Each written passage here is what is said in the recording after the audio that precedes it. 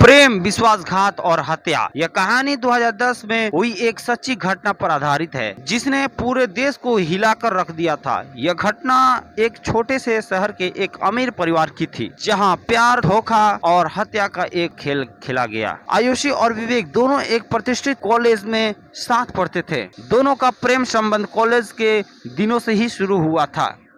आयुषी एक अमीर बिजनेसमैन की बेटी थी, जबकि विवेक एक मध्यवर्गीय परिवार से था।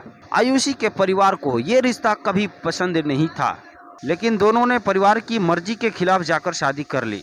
शादी के कुछ समय बाद आयुषी के घर वालों ने उसे माफ तो कर दिया, लेकिन उनके दिलों में विवेक के लिए कड़वाहट हमेशा बनी रही। दूसरी तरफ आयुषी के परिवार की अपेक्षाओं का दबाव और विवेक के आर्थिक हालात के कारण दोनों के बीच धीरे धीरे मनमुटाव होने लगा। एक दिन आयुषी अचानक लापता हो गई। जब उसके माता पिता ने पुलिस में शिकायत दर्ज कराई तो विवेक ने बताया कि आयुषी उसे छोड़कर कहीं चली गई है। पुलिस ने जब मामले की तहकीकात शुरू की तो विवेक के बयानों में कई विरोधाभास पाए गए। विवेक से सख्ती से पूछताछ की गई, लेकिन वह लगातार यह कहता रहा कि उसे आयुषी के बारे में कुछ नहीं पता। जांच के कुछ दिन बाद पुलिस को शहर के बाहरी इलाके में एक गड्ढे में दफनाई गई एक लाश मिली। पोस्टमार्टम रिपोर्ट से पता चला कि यह आयुषी की लाश थी और उसकी गला घोंटकर हत्या की गई और विवेक पर शक गहराने लगा।